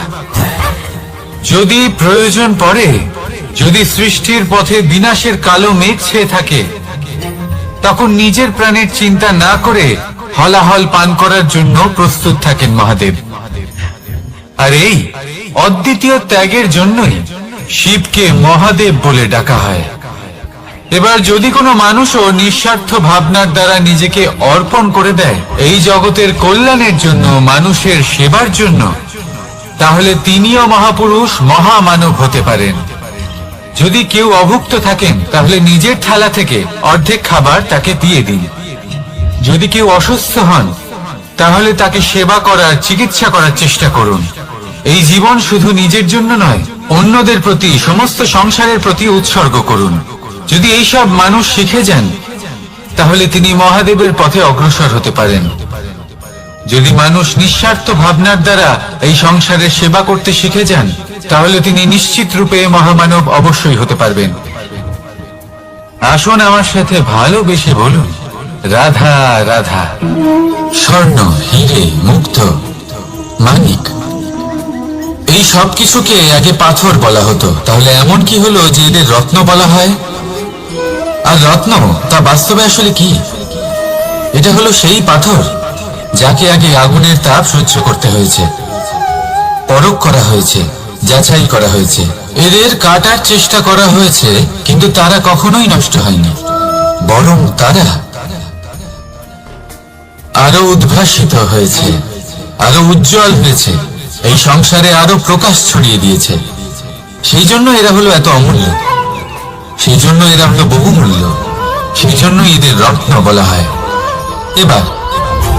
এবার মানুষের কাছেও এই নির্বাচনের অধিকার রয়েছে যে আমরা শুধু পাথর হয়ে থাকব নাকি রত্ন হয়ে থাকব। কিভাবে? আমাদের জীবনেও অনেক সমস্যা রয়েছে, বাধা আছে, বিপত্তি আছে। আমরা সেই বাধার তাপে উত্তপ্ত হই, এই সমস্যা আমাদের কাটার চেষ্টা করে। অনেক মানুষ বিভিন্ন পরিস্থিতি আমাদের ভাঙার চেষ্টা করে, কিন্তু আমাদের নষ্ট হলে চলবে না। যেভাবে এই রত্ন সমস্যার সম্মুখীন হয়ে পাথর থেকে রত্ন হয়েছে, সেইভাবেই আমাদেরও আমাদের সমস্যার সম্মুখীন হয়ে রত্ন হয়ে উঠতে হবে, এই সংসারে প্রকাশের স্রোত হয়ে উঠতে হবে। তাহলে এটাই করুন আর আমার সাথে ভালোবেসে বলুন, রাধা রাধা। সংসারে সব থেকে বড় শক্তি আসলে কি? কেউ বলবেন শারীরিক শক্তি, কেউ বলবেন অস্ত্রের শক্তি, কেউ বলবেন জ্ঞানের শক্তি। ঠিক আছে, কিন্তু যদি আমি বলি সংসারের সব থেকে বড় শক্তি হলো শক্তি কোনো এক তথ্যের, আগে হ্যাঁ, তথ্য। এই তথ্য নিজেই কিন্তু খুব শক্তিশালী, অত্যন্ত শক্তিশালী অস্ত্র হলো এই তথ্য।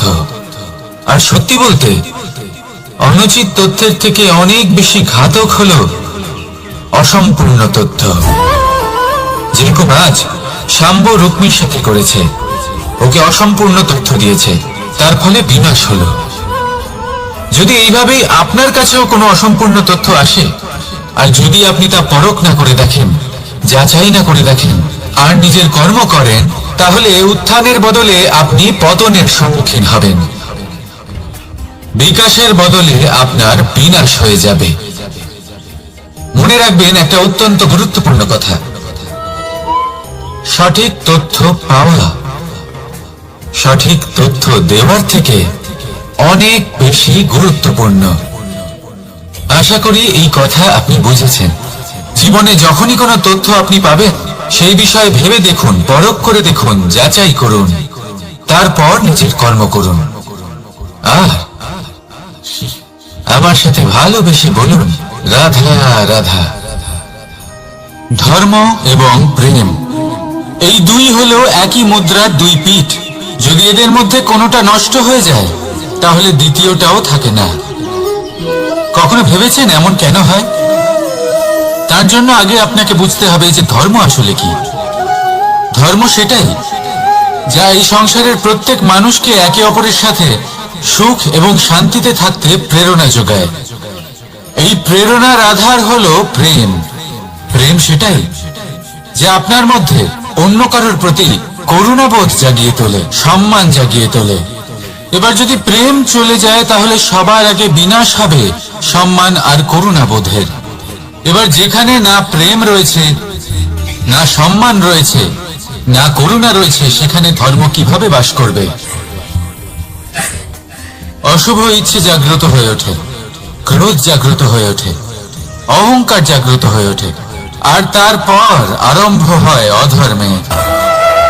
তাই যা যা ভাবনা আপনার অন্তরে প্রবেশ করছে করতে দিন, কিন্তু যাই হোক না কেন এই প্রেমকে নিজের থেকে দূরে যেতে দেবেন না। এই প্রেমকে চিরকাল নিজের কাছে রাখুন, নিজের হৃদয়।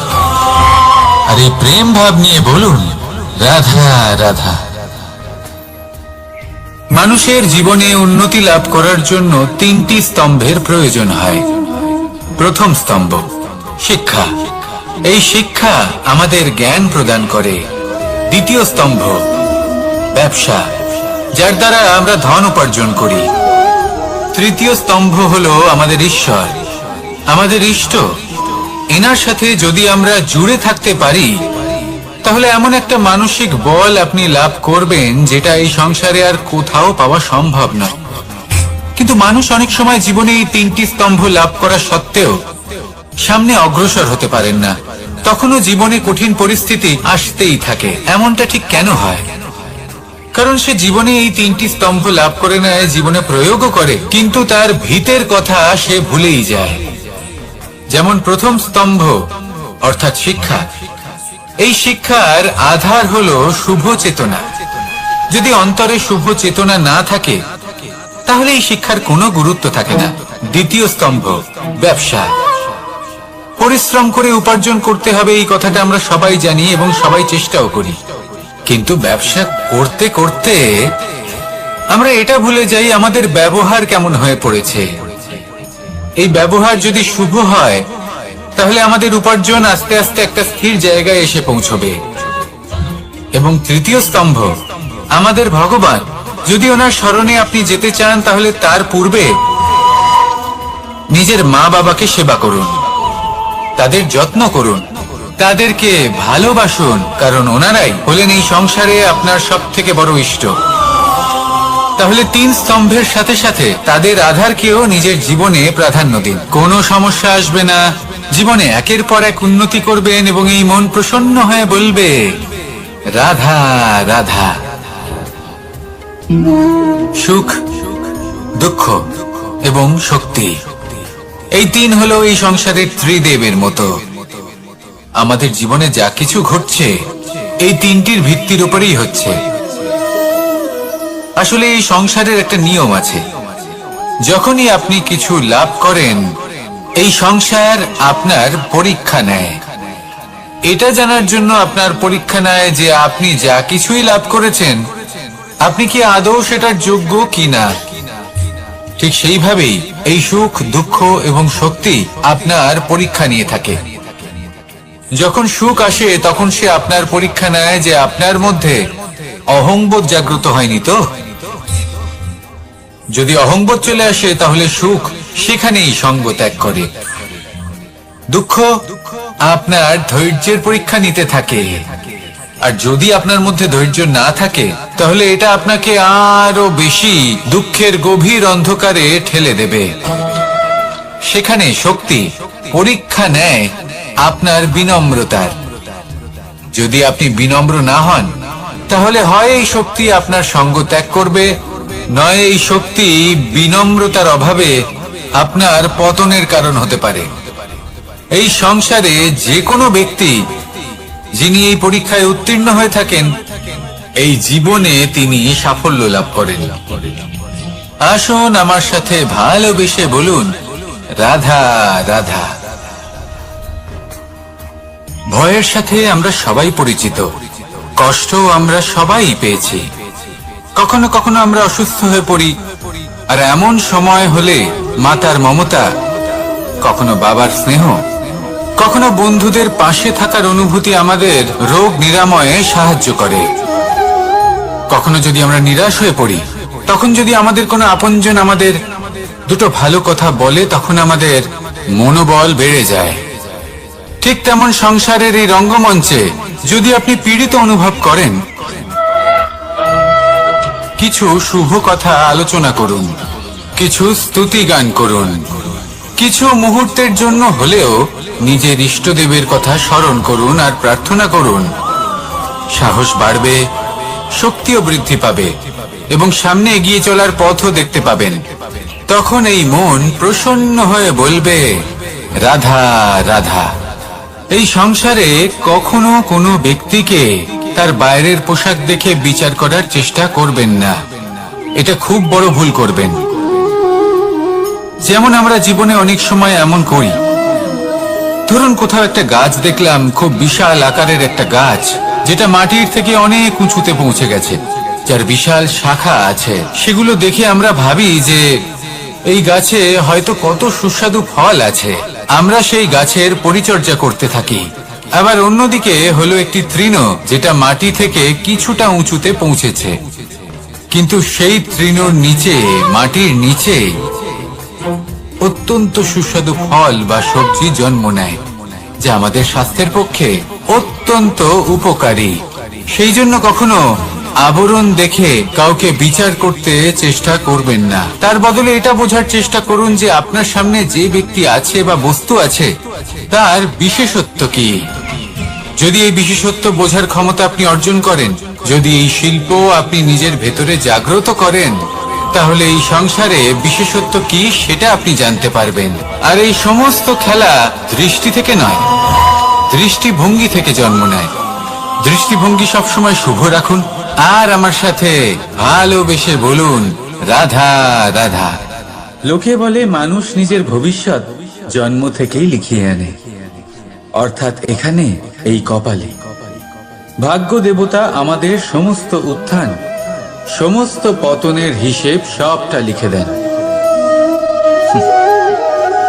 কিন্তু কপালে কেন, পায়ে নয় কেন? যদি পায়ে লেখা হয় তাহলে আমরা পড়তে পারবো, যদি কপালে লেখা হয় আমরা ছাড়া বাকি সবাই পড়তে পারবে। এবারে আমাদের কপাল এখানে তাই প্রতিফলিত হয় যা আমাদের মস্তিষ্কে আছে, আর মস্তিষ্কে থাকে আমাদের ভাবনা। তাই এই ভাবনার ধনাত্মক হওয়া অত্যন্ত জরুরি। এতে বিকাশের জন্য স্থান রাখুন, এতে সবাইকে একসাথে নিয়ে চলার ভাবনা রাখুন, আর বিশ্বাস করুন আপনার মস্তিষ্কের এই ভাবনা সাফল্য রূপে আপনার কপালে অবশ্যই লিখিত হবে। কারণ আপনার ভাবনাই সত্য হয়ে আপনার জীবনে আসে। রাধা রাধা। সময় বড়ই অদ্ভুত, এই সময়, তাই না? দেখতে গেলে এটা একটা অনুভূতি, একটা সংখ্যা, একটা বিষয়। এবারে দেখুন না, সূর্যোদয় সকলের একসাথেই হয়, তাই তো? কারোর আগে কারোর পরে এমন তো হয় না, সবার একসাথেই হয়। আবার সূর্যাস্ত সকলের একসাথেই হয়। এবারে ভাবুন, এই সময় প্রত্যেকের জন্য আলাদা আলাদা। কারোর জন্য এই সময় ভালো, আবার কারোর জন্য এই সময়ই খারাপ। এক্ষুনি এই মুহূর্তে কারোর মুখে সফলতার আলো রয়েছে, আবার কারোর মুখে অসফলতার নিরাশা। এটা কেন? কেন এই সময় কারোর জন্য শ্রেষ্ঠ, আবার কেন তা কাউকে নিরাশ করে?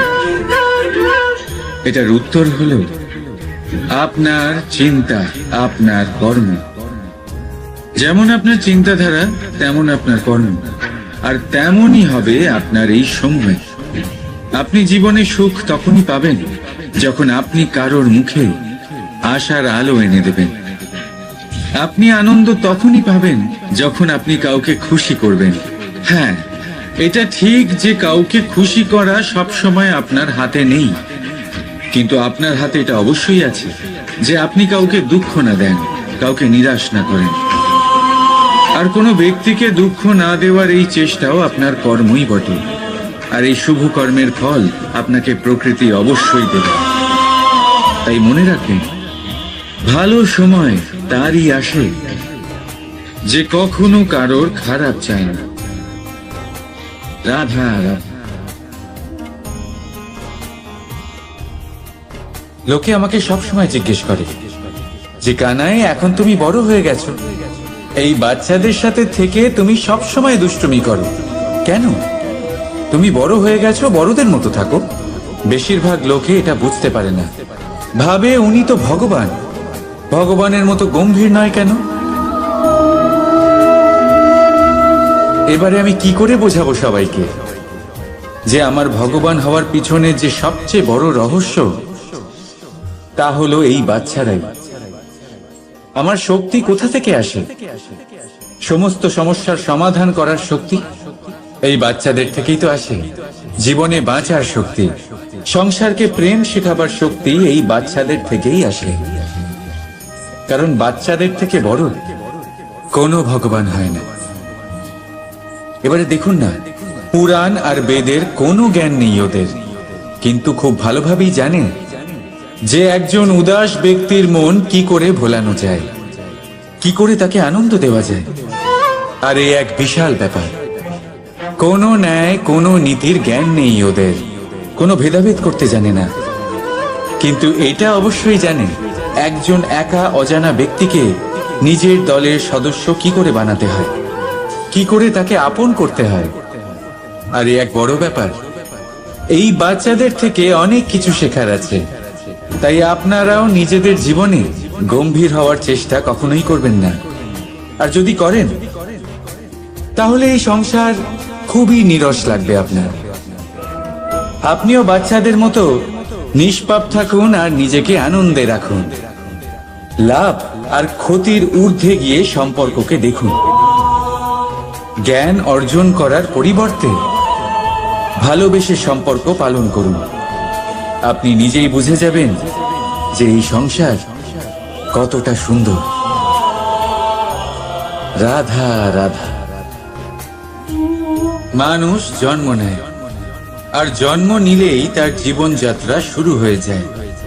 তারপর সে পরিশ্রম করে, লড়াই করে, আর সে তার ফল অবশ্যই পায়।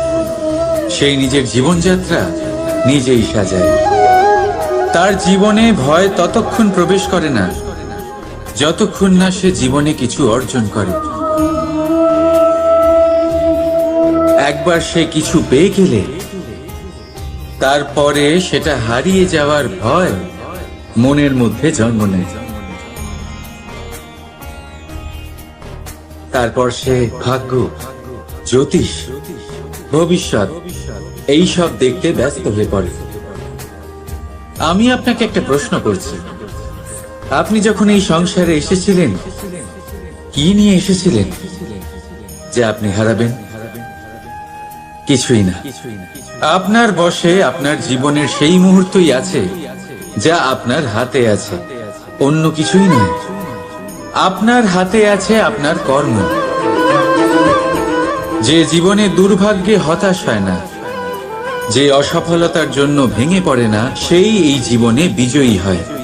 বলুন, যখন আপনার জীবনে কিছুই ছিল না কি করেছিলেন? পরিশ্রম করেছিলেন, লড়াই করেছিলেন, আর সেই সব কিছু পেয়েছেন যা পেতে চেয়েছিলেন। তাহলে আজ সব পাওয়ার পর ভয় কিসের? সেই সব জিনিস কি আপনাকে পরিশ্রম করার থেকে আটকায়? না। সেই জন্য নিজের হাতের রেখায় কখনো নিজের পথ খুঁজবেন না। কারণ এই সংসারে যাদের হাতই নেই তারাও নিশ্চিতভাবে তাদের নিজের পথ নিজেই বানিয়ে নেয়। তাহলে আপনার কি নিয়ে চিন্তা? রাধা রাধা।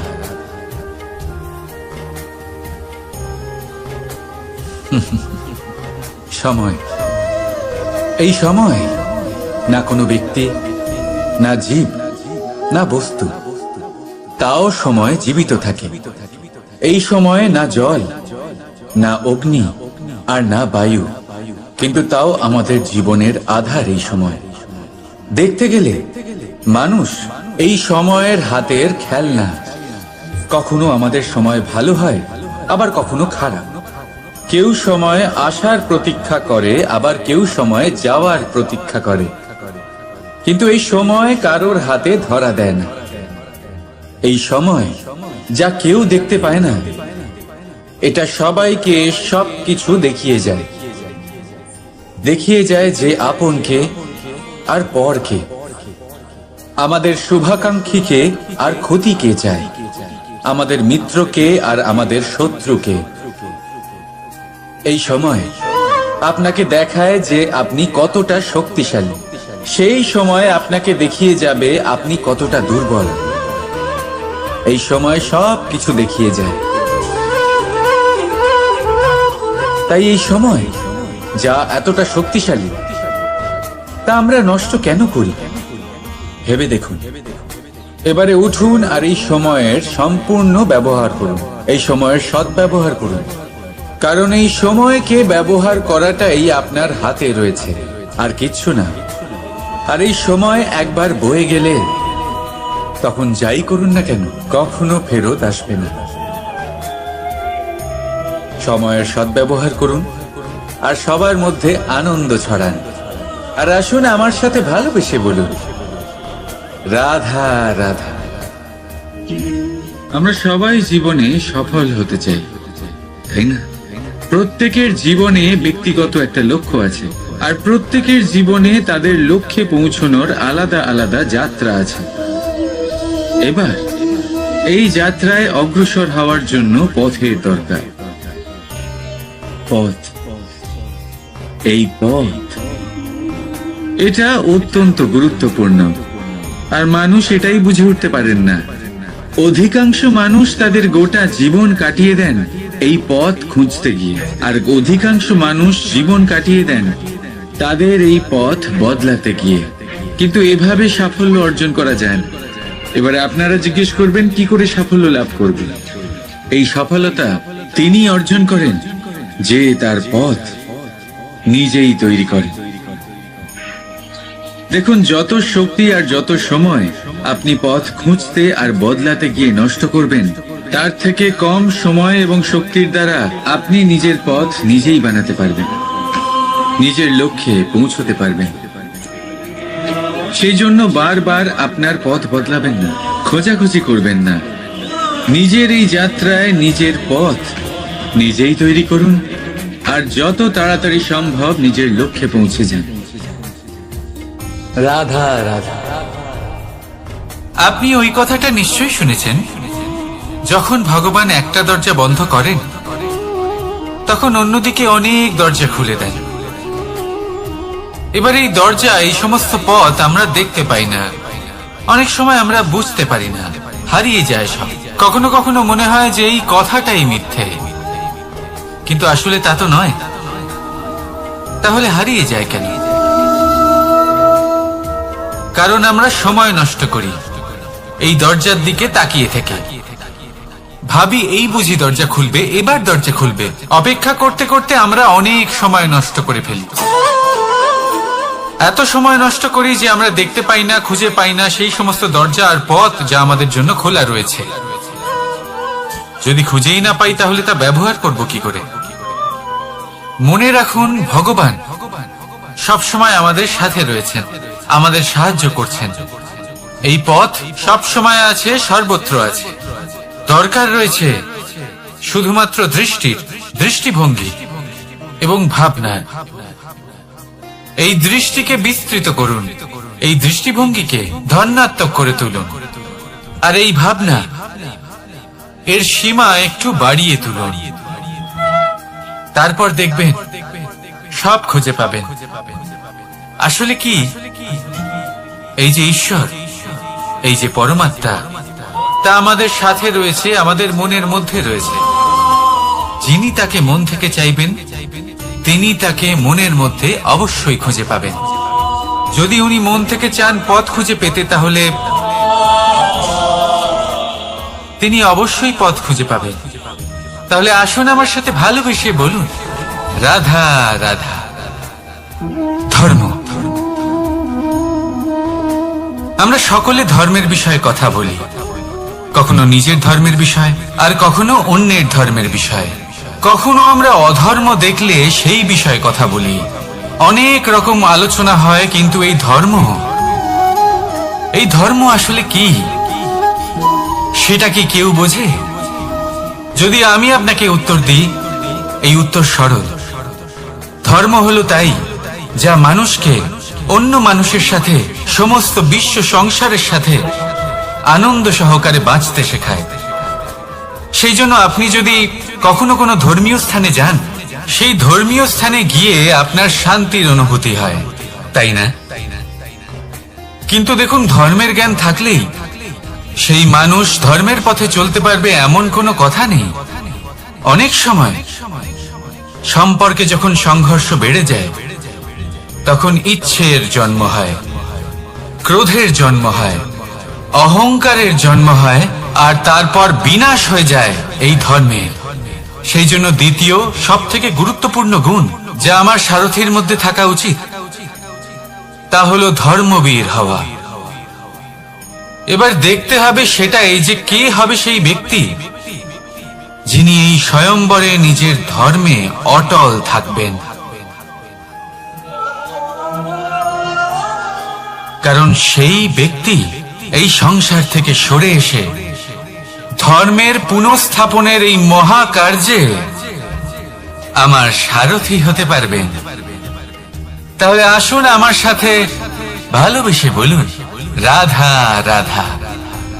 কর্ম, ধর্ম, জ্ঞান, এই 3 স্তরে অনেক মানুষ পৌঁছতে পারেন। অনেকে এই পরীক্ষা দিয়ে তাতে উত্তীর্ণ হয়ে যেতে পারেন, কিন্তু শিখরে পৌঁছে শাসন তিনিই করতে পারেন যার কাছে এই চতুর্থ গুণটিও থাকে, সমর্পণ। অত্যন্ত গুরুত্বপূর্ণ একটা গুণ এটা। এই সমর্পণ আসলে অত্যন্ত গুরুত্বপূর্ণ। পূর্ণ সমর্পণ দরকার নিজের লক্ষ্যের প্রতি, সমর্পণ নিজের কর্তব্যের প্রতি, সমর্পণ নিজের আত্মার থেকে নির্গত স্বরের প্রতি, সমর্পণ নিজের রথীর প্রতি, অর্থাৎ আমার প্রতি।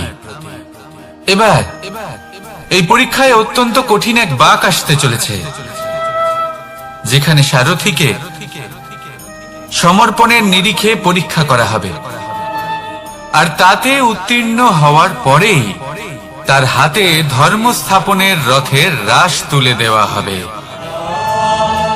দেখা যাক কি হয়। ততক্ষণ আপনি প্রসন্ন থাকুন আর আমার সাথে ভালোবেসে বলুন, রাধা রাধা। যখন একজন ভক্ত এবং তার ভগবান এক আকার ধারণ করেন, যখন একজন ভক্ত নিজের ভগবানের প্রতি, নিজের জীবনের লক্ষ্যের প্রতি সম্পূর্ণরূপে সমর্পিত হয়ে যান, তখন জন্মগ্রহণ করে ভক্তি। আর তখন সংসারের সমস্ত আশা তিনি ত্যাগ করতে পারেন। সমস্ত আশা শেষ হতে পারে, কিন্তু মানুষের সঙ্গ ভক্তি কখনো ত্যাগ করে না। যখন ভক্ত ও ভগবান এক আকার ধারণ করেন, এক হয়ে যান, তখন রথী এবং সারথীর মধ্যে কোনো পার্থক্য থাকে না। তারাও এক হয়ে যান। একটাই ব্যক্তিত্ব, একটাই অস্তিত্ব। আর সেই জন্যই কখনো কখনো রথীর আদেশ ছাড়াই সারথী রথ চালিয়ে দেন, আবার কখনো সারথীর পরামর্শ ছাড়াই রথী আক্রমণ করে ফেলেন। এ তো শুধুমাত্র আরো একটা গুণ সেই সারথীর মধ্যে যিনি ধর্ম স্থাপনার মহান কাজে আমার সারথী হতে চলেছেন। তাহলে আসুন আমার সাথে ভালোবেসে বলুন, রাধা রাধা। ভাগ করে নেওয়া বা বন্টন করা প্রত্যেক মানুষের জীবনে অবশ্যই হয়ে থাকে, আর অনেক সময় এটা জীবনে অতি আবশ্যক হয়ে পড়ে। কিন্তু ভাগ করার মনোকামনা তার থেকেও বেশি গুরুত্বপূর্ণ হলো যে কোন ঘটনার আধারে এই বাটোয়ারা হলো। অনেক সময় এই বাটোয়ারা হলো শান্তির প্রতীক, আবার অনেক সময় এই বাটোয়ারা বিপ্লব ঘটাতে পারে, এমন এক বিপ্লব যা মহাযুদ্ধ ঘটিয়ে দিতে পারে। দেখুন, বাটোয়ারা সম্পত্তির হোক বা হোক ভিক্ষার, শিক্ষা কিন্তু একটাই। জীবনে অনেক সময় বাটোয়ারা দরকার হতে পারে, কিন্তু যতদূর সম্ভব তা এড়িয়ে চলুন, একসাথে মিলে এগিয়ে চলুন। কারণ দেখুন, এই যে বাটোয়ারা ভাগ করে দেয়, আর সেখানেই একতা আপনাকে অগ্রসর করে। তাহলে আপনিও এটাই করুন, একসাথে মিলে সামনে এগোন, আর আমার সাথে ভালোবেসে বলুন, রাধা রাধা। আত্মীয় স্বজন কারা হন? তারাই যারা সুখে দুঃখে পাশে থাকেন, তারা যারা বিপদের সময় আপনার পাশে এসে দাঁড়ান। এবার দেখুন, একটা প্রশ্ন করব আপনাদের, সব থেকে ঘনিষ্ঠ, আবশ্যক এবং গুরুত্বপূর্ণ আত্মীয় কারা, বিশেষ করে বিপদের সময়? কেউ বলবেন মাতা, কেউ বলবেন পিতা, কেউ বলবেন ভাই বোন, ইত্যাদি ইত্যাদি। এবার ভাবুন আপনি বড় হয়ে গেছেন, আপনি বাড়ি থেকে দূরে চলে গেছেন।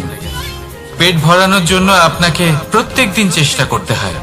এমন সময় যদি আপনার জীবনে বিপদ এসে পড়ে, তাহলে কখন আপনার খবর ওনাদের কাছে পৌঁছবে?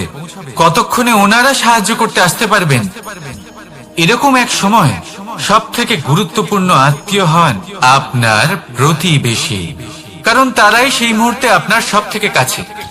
আপনি কখনো পরীক্ষা করে দেখবেন, আপনার তার সাথে লক্ষ্য মতভেদ থাকলেও প্রতিবেশীকে কষ্টের মধ্যে দেখে সবার আগে সাহায্য করতে তারাই এগিয়ে আসেন।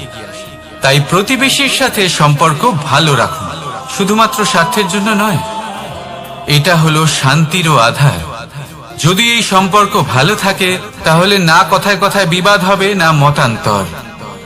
আর এই সুখী সম্পর্কের ছায়ায় মন প্রসন্ন হয়ে বলবে, রাধা রাধা। কখনো ভেবে দেখেছেন মানুষকেই এই সংসারে সর্বশ্রেষ্ঠ প্রাণী কেন বলা হয়? অন্য কোনো প্রাণীকে কেন নয়?